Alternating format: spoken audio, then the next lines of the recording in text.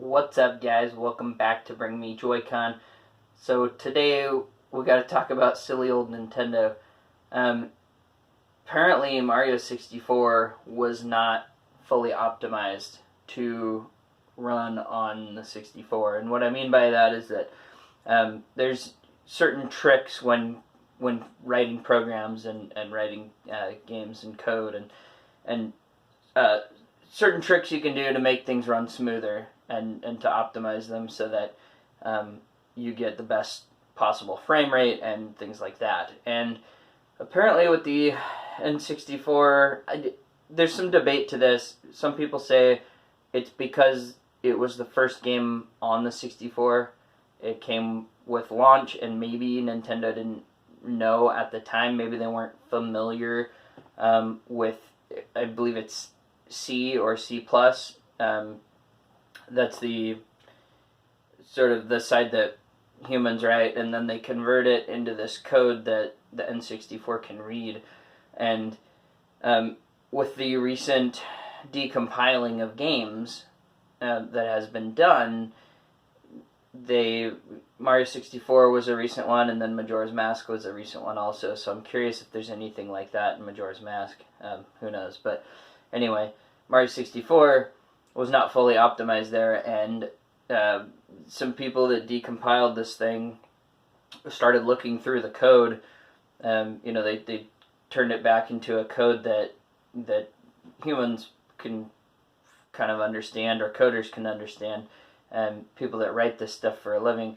And they said, hey, wait a minute, there's a lot of flaws here. This could have been handled a lot better. And apparently they then fixed it and patched the Mario 64 ROM, and it fixes for the most part. It's not perfect, but it runs way smoother than the original game. And you'll notice some of the underwater levels where it's just, I assume there's just so much going on that it drops frame rate, and you can really tell it drops pretty badly. And it's funny because I didn't really even realize that's what was happening. Like, when I think back to playing it, and of course I've played it a million times, me and my son, that's like our favorite game to play together. So I noticed it, but I didn't quite comprehend what was happening there, why it, it's dropping frame rate. I'd been playing it since I was so young that I just thought that was part of the game, I guess. I just never even noticed. But when you go back and play some of that stuff again, you can definitely tell. So I am real curious to get my hands on that patch and try it out myself. I can't tell you where to get that stuff from, of course, because that's a big no-no, but of course Google's your friend, and it's kind of all over the internet right now. It's a big deal. So, and I'd like to see more of these games decompiled, because once they're decompiled, you can port them to other systems far easier. So if somebody wanted to, now that it's been decompiled, they could actually make a Mario 64 port for a PC, or if they know how to program for a GameCube, they could convert that into a GameCube port, or a PSP port, or whatever.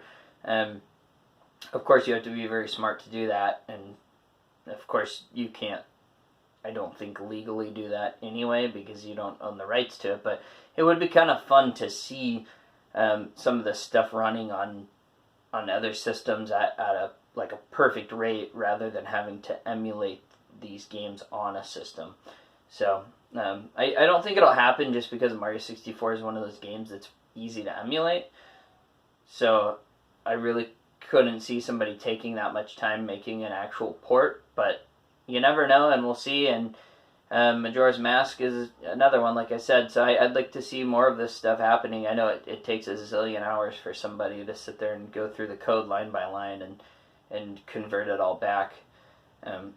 But anyway, I just wanted to let you guys know what was going on in the gaming world / modding world. I kind of felt like this was right up my alley, because the modding community is something that I've always been really interested in. So, guys, if you don't already follow me, hit subscribe, ring the notification bell. Follow me on Twitter, follow me on Instagram, join the Discord if you like to chit-chat video games and anything. Honestly, talk about anything, but we talk a lot of video games there. So thank you so much for watching, and have a fantastic day.